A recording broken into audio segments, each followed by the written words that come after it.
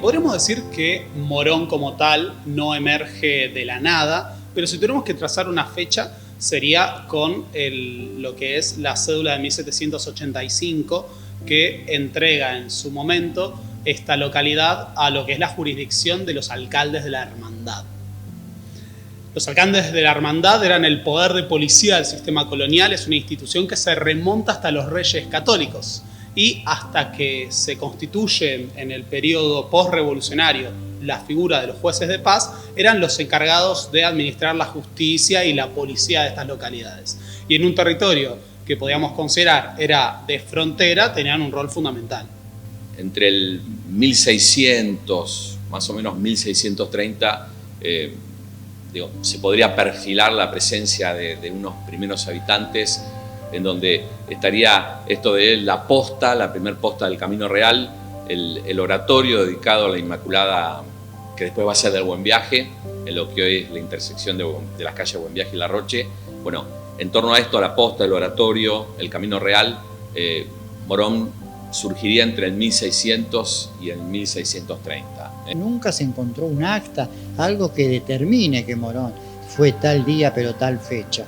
Por eso se tomó el Día de la Virgen del Buen Viaje como la patrona de Morón, el 5 de octubre, como Día de Morón, y se toma 1785 como día cuando nos como año, ¿no?, que nos separamos de lo que fue directamente el otro distrito que era antes. Los primeros asentamientos de pobladores europeos o blancos en el territorio de Morón se establecen sólidamente con la conquista de Juan de Garay. Ahí lo que se hacía era entregar mercedes. Esas tierras se otorgaban a distintas familias. De hecho, el nombre Morón proviene de la figura de Diego de Morón, ya que sus tierras fueron entregadas a su viuda a finales del siglo XVIII, mediados del siglo XVIII. Entonces es en 1730 cuando sí efectivamente se establecen las 6 primeras parroquias fuera de la ciudad de Buenos Aires. Por lo tanto, ahí también nosotros tenemos otro récord acá en Morón, digamos. Integramos ese lote de las 6 parroquias más antiguas de la provincia. Y me remito a esto del Río de las Conchas porque originalmente la parroquia lleva ese nombre. Es la parroquia de Matanza y esta Banda de las Conchas. Entonces, la parroquia iba de lo que hoy es el barrio de Caballito, en Capital, al este, hasta el río Salado, al oeste, y del Matanza, bueno, al norte del Reconquista y al sur del Matanza. Toda esa superficie era la parroquia de Morón, insisto, en aquel momento, Matanza y esta Banda de las Conchas. Y la figura de Nuestra Señora del Buen Viaje se convierte no solo en aquella figura a la cual se encomendaron los comerciantes, los militares, los soldados y los pobladores que tenían que trasladarse, sino que fue desde un principio considerada la santa patrona del partido de Morón. Cuando se crea el partido de Morón, aquel de 31 de diciembre de 1784, de todos los partidos que se crean, el de Morón es el único que tiene 2 autoridades. Dada justamente la extensión de la jurisdicción, se decide que un camino privado, porque había caminos reales que eran los caminos oficiales y después caminos particulares, bueno, uno de estos caminos particulares, que era el camino de Burgos, la actual avenida Don Bosco, era la que establecía los límites de las jurisdicciones de estos 2 alcaldes que fueron nombrados para Morón. Es decir, mientras que en el resto de los partidos se designó a un solo alcalde de hermandad, aquí para este partido, ahora sí, de la Cañada de Morón,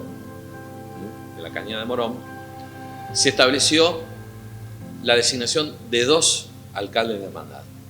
Hasta que a mediados del siglo XVIII lo compra Marcos de Alarcón. Él compra todas estas tierras, viene a vivir aquí, junto a su esposa y sus 4 hijos. Tenía 3 mujeres y un varón. ¿Y qué pasó? Ellos compran el campo, lo utilizan, pero acá no había una iglesia. Al no haber una iglesia, decidieron donar unas tierras para levantar una capilla, que sería donde hoy se encuentra la Catedral de Morón, más o menos, bajo la advocación de la Virgen del Buen Viaje. Luego que él fallece, los descendientes deciden donar un espacio de tierra para crear la plaza. Hoy sería la Plaza del Libertador General San Martín. ¿Qué sucedió? Vinieron la división del campo, vino la herencia, la parte, y ahí empezaron a dividir y comenzaron las quintas. Esas quintas que luego con el tiempo se van a convertir en manzanas, en lotes, y bueno, y ahí fue el crecimiento de nuestra ciudad. Entonces, así como el resto de la Confederación sancionó su constitución, que es la Constitución del 53, el Estado de Buenos Aires también va a sancionar su propia constitución, que se hace un año después, en 1854. De esta constitución surge el mandato de organizar la provincia en municipalidades. Esta es la primera vez que se utiliza el término de municipalidades, la primera ley de municipalidades.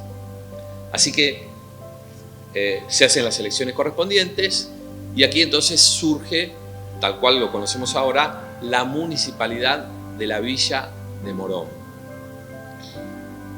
cuyo escudo se conserva en documentos que tenemos aquí en el archivo histórico de Catedral, que era un carnero, una oveja, dice Municipalidad Villa de Morón. Esto tiene que ver con una cuestión en que en ese momento la explotación del ganado ovino era la más importante.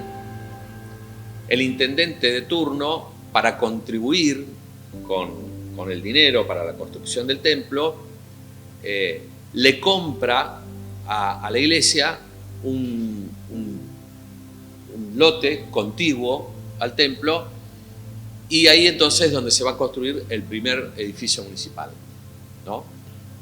Un punto central cuando nosotros pensamos en Morón es el ferrocarril Sarmiento. Por supuesto, es la estación de Morón. Bueno, tenemos que pensar que el Sarmiento, como tal, es el primer ferrocarril del territorio argentino. Y el ferrocarril del oeste, que conectó originalmente a la ciudad de Buenos Aires con el oeste de la provincia, tenía que pasar necesariamente por Morón, que es el epicentro de esa zona oeste del conurbano bonaerense hasta el día de hoy. En 1859 se construye la estación Morón del ferrocarril, convirtiéndose en una de las primeras del país, pero además en la base de un trazado que iba a marcar la orientación del ferrocarril del puerto hacia el interior del país. Y esto también tiene que ver con que Morón, desde que ha llegado el ferrocarril en 1859, Morón es la segunda estación del ferrocarril del oeste, el primer ferrocarril del país, de la provincia y del país. El gran despegue urbano se va a dar con los procesos de industrialización que se dan en el siglo XX. Nosotros debemos considerar que a la hora de hablar del surgimiento de una industria nacional, la zona oeste y la zona sur del conurbano se convirtieron en los conglomerados urbanos que lo son al día de hoy debido a la importancia que tuvieron los establecimientos industriales.